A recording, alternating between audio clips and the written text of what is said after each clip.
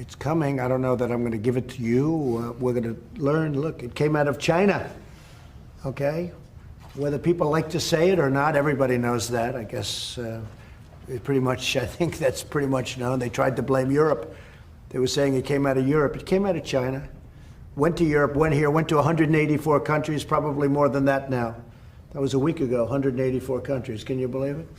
And it could have been stopped at the point. It could have been stopped right at the source, and it would have been easy to do. Good morning, friends and family of the internet. Do I have a video for you today?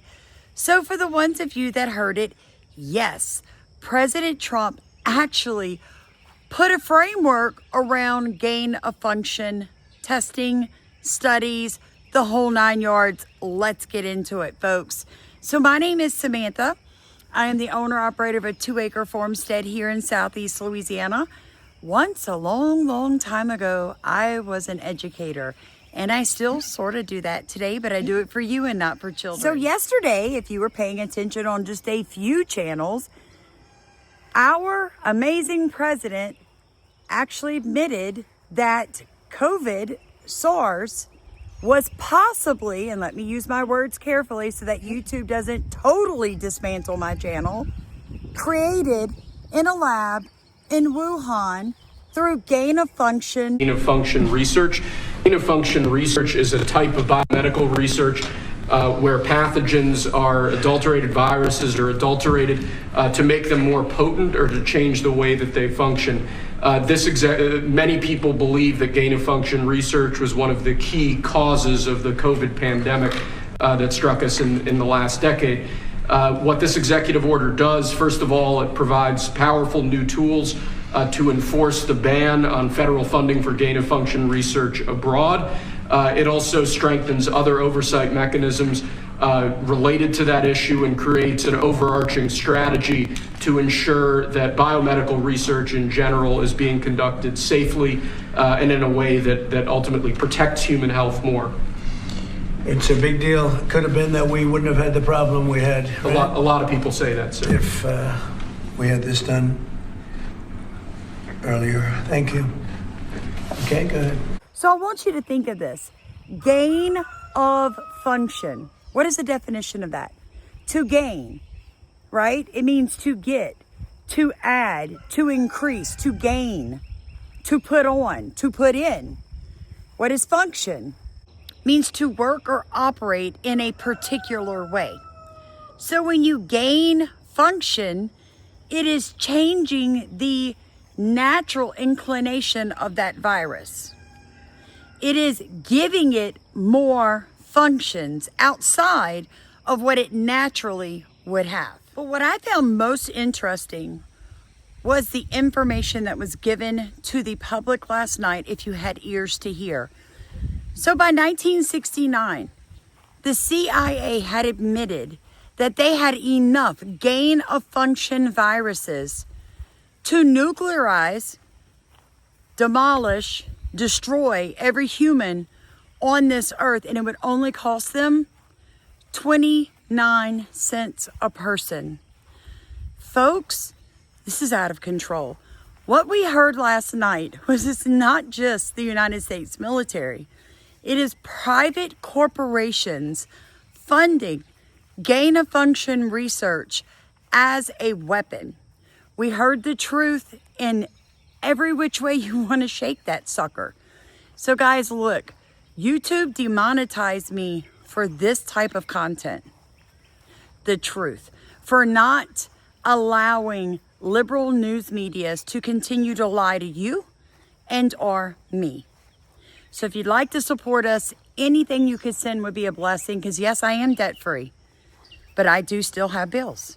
Originally, this was called dual use research. It was research used to create vaccines, but also by the military to weaponize it. So Fort Detrick's, and if you've ever watched me for any amount of time, you know I've got several videos about Fort Detrick's as well as MK Ultra and all of that nonsense from the CIA. Fort Detrick's was the epicenter of most of these studies. So President Nixon at the time in the late 60s went there and put a stop to all of that. He said, no more. We can't do this. It's dangerous.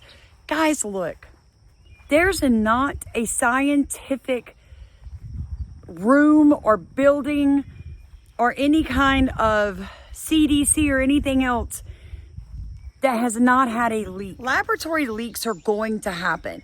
Humans make errors.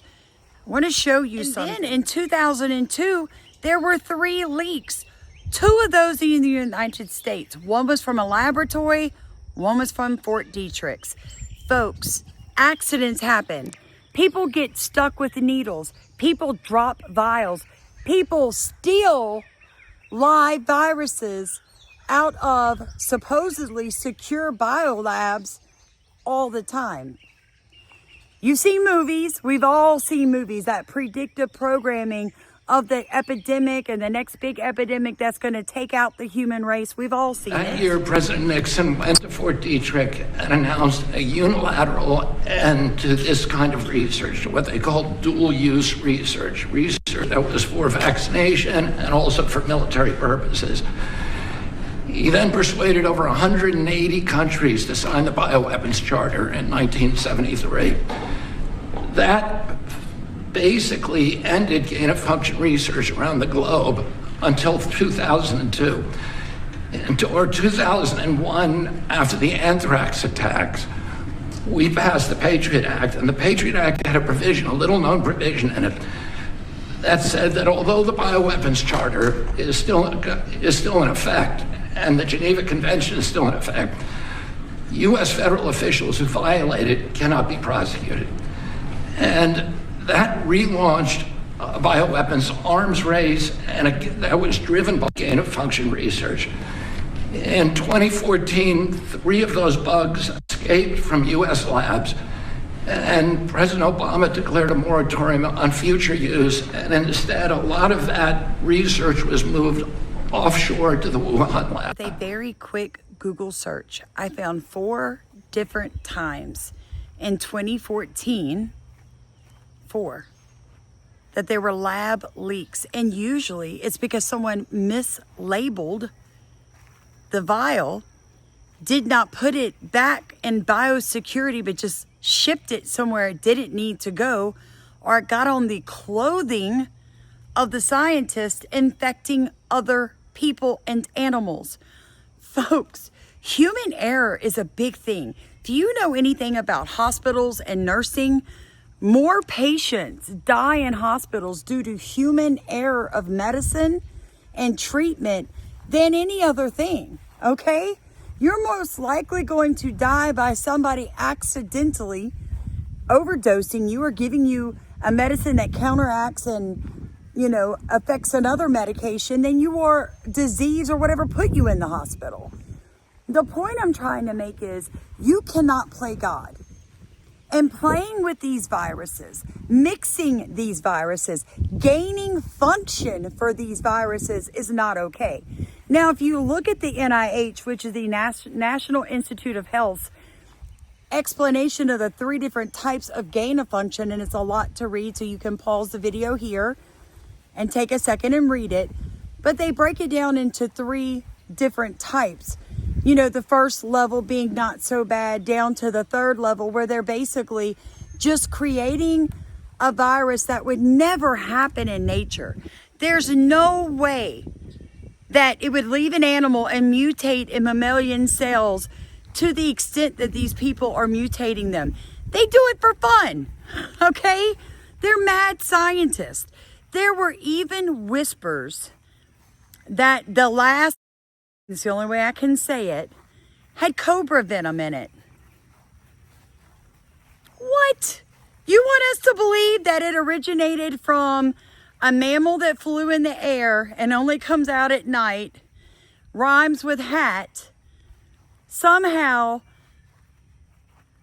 got a slithering venom in its body into a virus that then mutated because someone ate rhymes with the hat from a vendor stall and then moved around the world at the speed that it did, doing the things to people's lungs that it did.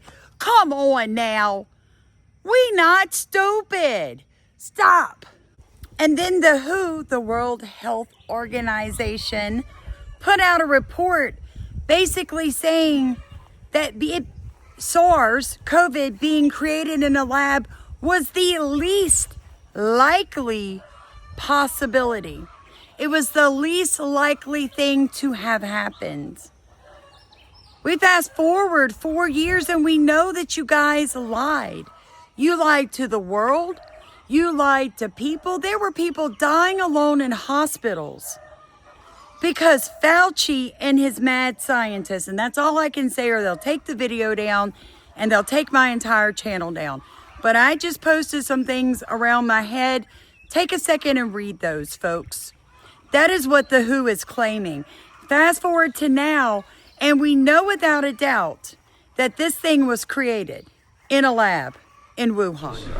This is a historic day. The conduct of this dangerous gain-of-function research, which aims at taking pathogens and making them more virulent, more transmissible in humans, many scientists believe is responsible for the COVID pandemic. The conduct of this research does not protect us against pandemics, as some people might say. It doesn't protect us against other nations. What it does is there's always a danger that in doing this research, it might leak out just by accident even, and cause a pandemic. Any nation that engages in this research endangers their own population as well as the world, as we saw during the COVID pandemic. This proclamation makes it so that most science is actually poses no threat to human populations. The vast majority of science will go on under this as normal. But the fraction of this research that has the risk of causing a pandemic, harming every single person on the face of the earth, we're going to put in this proclamation, this executive order puts in place a framework to make sure that the public has a say, that if such a risk is being taken, that only science alone won't be able to decide that. That in fact, the public can say, no, don't take this risk. And I'm really, really proud to be here with President Trump, who's signed this order, ending this research, and for the first time putting in place a real regulatory framework to make it go away forever. So it can leak out like from Wuhan, and a lot of people think that. I think I said that right from day one. It leaked out whether it was to the girlfriend or somebody else, but scientists walked outside to have lunch with the girlfriend or was together with a lot of people, but that's how it leaked out, in my opinion, and I've never changed that opinion. So it can leak out innocently, stupidly, incompetently, but innocently, and half destroy the world, right? That's right. That's right, Mr. President. Mr. President, there are, I think, 3 leaks from BSL-3 and BSL-4 labs, our highest rated laboratories, almost every week. There's no laboratory that does this right. There's no laboratory that's immune from leaks, and this is going to prevent those kind of inadvertent leaks from happening in the future and endangering humanity. The COVID outbreak cost 20 million lives and cost the world at least $25 trillion. And this executive order is a precaution against us being involved in that kind of research in the future. I say open up Alcatraz, and the very first person that should be there should be Fauci. And the fact that Biden, with his auto pen, gave that man immunity tells you everything you need to know. Look, I don't need anybody to give Sam immunity for the next 5 years or for the past 5 years because I've not done anything and I have no intentions of doing anything. So why would you need to write my name down and stamp it immunity for the past 5 years if I'm innocent of anything in the past 5 years? Make that make sense. And then you got the liberals over here trying to claim that, Trump was just...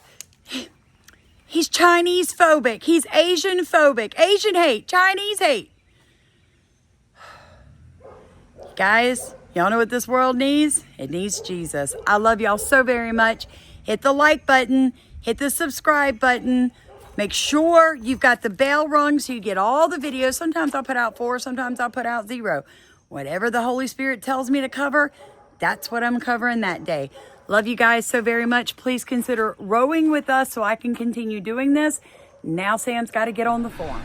sign SNAP waivers to get candy and soda off of SNAP, to change the school lunch program so that we're feeding our kids food instead of food-like substances that are made in laboratories, and a number of other initiatives that are being that are being driven by local MAHA movement, inspired by the president, and that are being signed into law by various governors. And we're very, very grateful for that.